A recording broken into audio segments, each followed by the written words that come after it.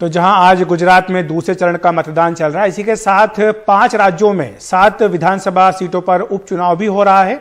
इनमें सबसे अधिक यूपी की 3 सीटों पर उपचुनाव हो रहा है। इसके अलावा यूपी में ही मैनपुरी लोकसभा सीट पर भी उपचुनाव के लिए वोट डाले जा रहे हैं। ये सीट मुलायम सिंह यादव के निधन के बाद खाली हुई है और यहां से उनकी बहू और अखिलेश यादव की पत्नी डिंपल यादव मैदान में है। डिंपल यादव का मुकाबला बीजेपी के रघुराज सिंह से है। मैनपुरी लोकसभा सीट के साथ साथ यूपी के रामपुर और खतौली विधानसभा सीट के लिए भी मतदान हो रहे हैं।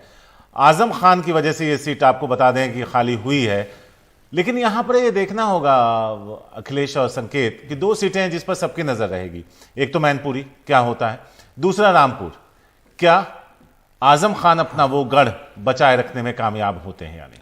रामपुर की सीट काफी दिलचस्प हो गई है क्योंकि हमने देखा है कि इस बार जो चुनाव प्रचार हुआ है उसमें एक तरह से आजम खान को बहुत ज्यादा मतलब ये कह सकते हैं कि चुनौती का सामना करना पड़ा है।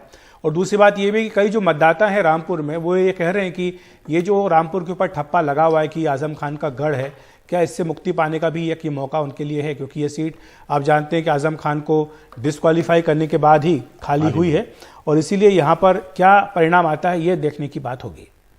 क्योंकि आप ये देखिए कि जब वो लोकसभा के एमपी थे जी, और उसके बाद फिर वो विधायकी भी जीत गए तो। और उसके बाद फिर ये चूज करना था कि क्या छोड़ें और क्या रखें, तो उन्होंने ये सोचा कि अब विधानसभा में 2-2 हाथ करेंगे, वहां पर जरा मजबूत विपक्ष की भूमिका निभाएंगे।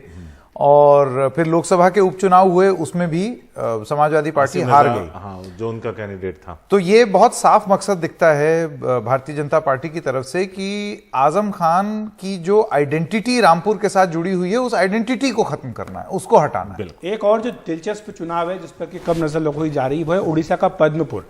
मैं आपको बताऊं कि ये दूसरा विधानसभा का उपचुनाव है संकेत, जहां पर कि काफी कड़ा मुकाबला बीजेपी और बीजेडी के बीच में हो रहा है। इस बार पिछली बार जो भी उपचुनाव हुआ था उसमें बीजेपी जीत गई थी उड़ीसा में, और ये पद्मपुर के उपचुनाव में मुख्यमंत्री नवीन पटनायक चुनाव प्रचार करने के लिए पहुंचे।